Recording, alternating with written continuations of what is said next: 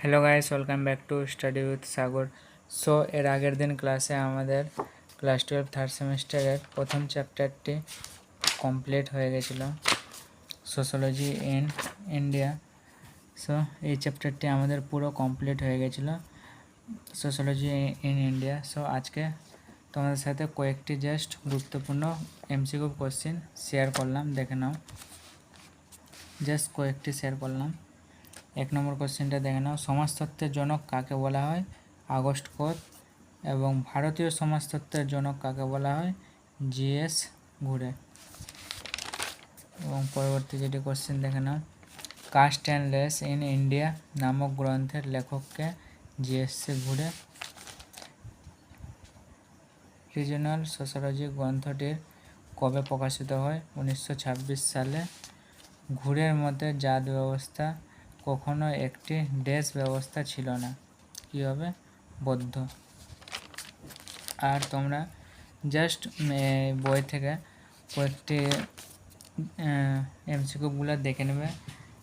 তোমাদের এর আগের ক্লাসে আমি ভালো করে বুঝিয়ে দিয়েছি তোমাদের কী কী পড়তে হবে এই চ্যাপ্টার থেকে এবং কী কী অ্যাভয়েড করতে হবে। তো তোমরা বুঝে গিয়ে হবে অবশ্যই, যারা ক্লাসটি দেখেছিলে।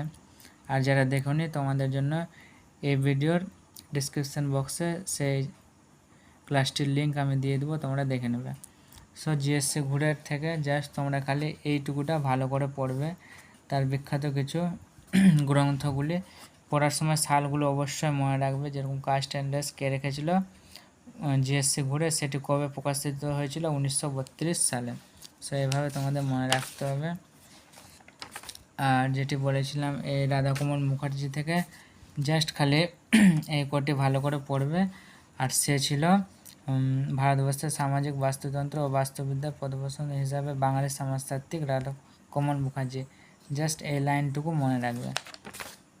আর মাইসোর আর এনএন সিনেমাসটা খুবই একটি গুরুত্বপূর্ণ, এখান থেকে যা আছে তোমাদেরকে সব পড়তে হবে। বিশেষ করে এটি এই যে সংস্কৃত অর্থটি কী আর তার লেখা কিছু বিখ্যাত গ্রন্থগুলি এর আগের ক্লাসে আমি তোমাদের বলেছি কীভাবে তোমাদের পড়তে হবে আর মনে রাখার উপায়।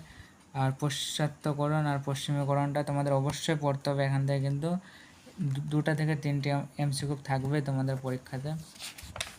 সো এভাবে তোমরা পড়বে। আর জাস্ট কয়েকটি কোয়েশ্চেন তোমাদের দেখে নিলাম।